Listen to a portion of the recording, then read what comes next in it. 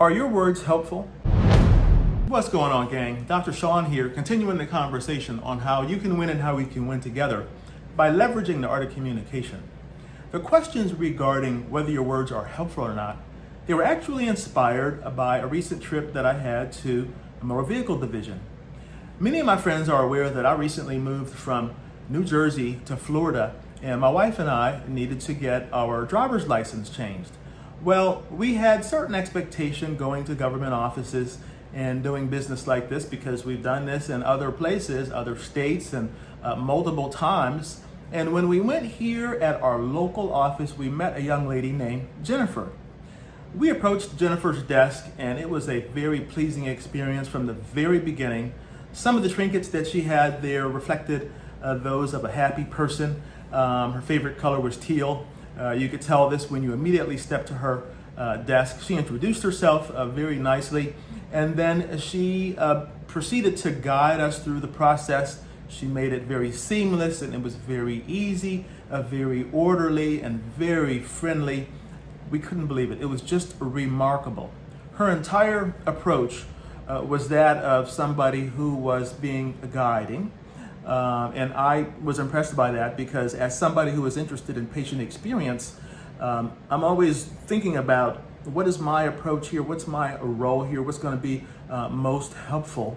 I don't want to be too overbearing. I don't want to seem too paternalistic. I don't want to turn somebody off by just talking a certain language or a certain lingo and having an approach that is just twisting them into things.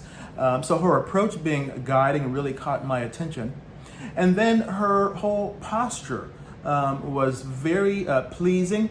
Her facial expression, of course, which is our posture, but that which involves our face, that was very pleasing, and it seemed very intentional, but it also seemed quite natural.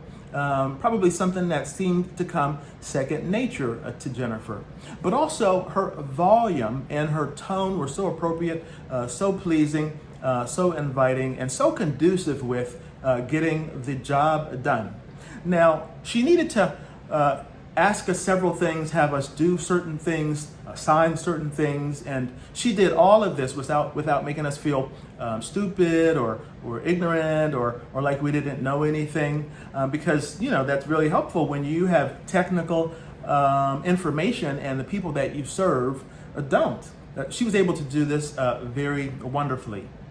I got the impression that Jennifer went to work that day, and she frequently goes to work saying, you know what, I'm going to help some people today, and I am going to go beyond what they expect. And she did. Now, I went back a couple more weeks later because I needed to have my vehicle registered here in Florida. Same office, different desk, different person, and it felt like I was wrestling. It felt like somebody was wrestling with me. I had all of my documents organized in a folder. I was very open. I'm pretty easy with people.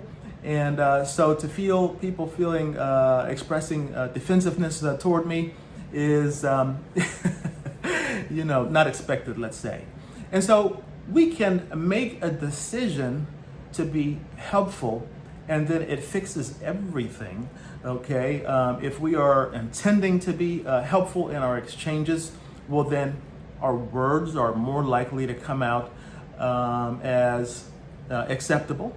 Our volume of our voice, our tone, the way we're standing, our posture, our facial expression, I think everything probably gets fixed, and it becomes second nature after a while. And many of the experiences that we have, let's say in other places of service, well then we can have them in places like, let's say, a hospital, or let's say a bank, or let's say a government office.